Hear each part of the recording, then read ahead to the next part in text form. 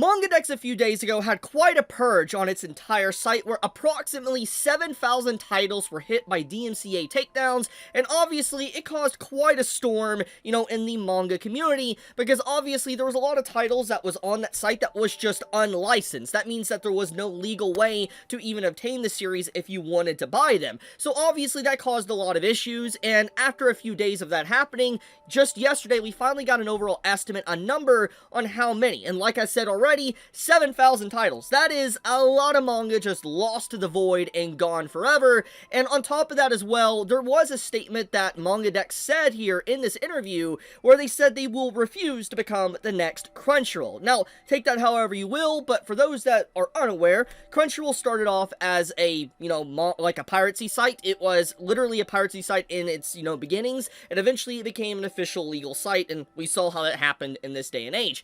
But the point of the matter, and why that is relevant, is because of this right here. So literally yesterday, after everything that happened with Mangadex, we now have the anime side of things now getting hit as well. All episodes on major AnimeHeaven piracy site Nuked after Crunchyroll DMCA action. Now, I want to make sure I say this once again for those that have not seen my previous video talking about Mangadex.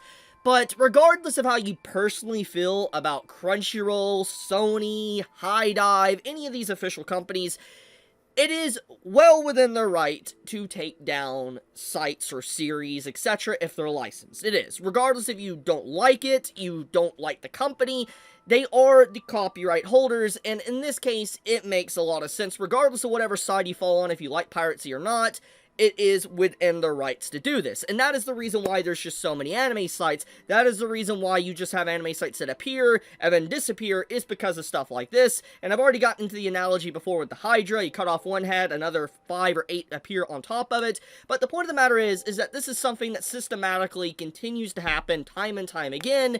And this is not going to be the first or last time this happens. But here's the reason why it's relevant. And I think what makes this very interesting is because we're starting to see a massive pushback with a lot of these DMCs. For instance, we're seeing, all the copyright claims and stuff happening in just this last week and a half. And for those that are unaware of this article kind of outlines it. It talks about, obviously, AnimeHeaven here, but it also mentions how, Mangadex got hit, as you can see here, but then it also talks about Reaper Scans, which also was affected as well. Basically, this scanlation group that was, hit by Kakao Entertainment. So, in just the last week alone, there has been a massive attack against piracy, and it's definitely interesting, especially when you look at the time period of what's been happening in the last week. I made a video about 3 days ago, talking about how Crunchyroll raised prices on their site, and it's very subtle, it's 5%, but it was something that happened, and Crunchyroll didn't notify anybody because the reason why, nobody really pays attention too much, but a subtle 5% increase does add up, especially if you buy a lot of products, and especially when you buy a premium service, like you're a customer, you buy the top subscription price to get a better discount, and they make your discount even lower than it was because they increased the price by 5%.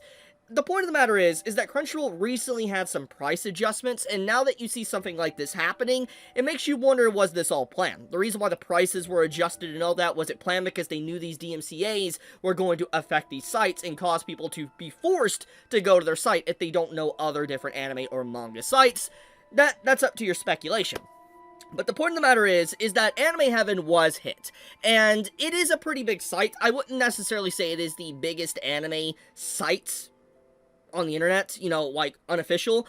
There's quite a few that come to mind, and I am not going to name them for very obvious reasons. Gatekeep your sites. I talked about this when I did my Mangadex video, because the more people I find out about these sites, obviously, the easier it is for something like this to happen. Now, there is a few things I do want to talk about, obviously, to dive into, stuff about Mangadex, but also stuff about the reason why AnimeHeaven was taken down. So let's look at this one real quick. So according to some information we got here, apparently just in April, there was 11.6 million visits on the site for AnimeHeaven, just in 1 month. 11 million views or visits is insane, because you gotta imagine, like, even if we're doing a small pool with ad blocker and all that, let's just say 500,000 or even 1,000,000 people are being able to see an ad on AnimeHeaven's site. That site is making a lot of money off of ads. And then that's not even including in just the last 3 months, which they outlined with over 30 million, you know, almost 40 million at that.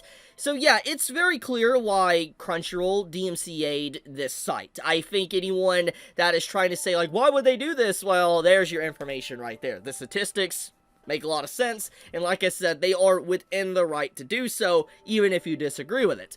Now, with all of that out of the way, let's talk about a few things when it comes to Manga, since this is also very relevant to the conversation.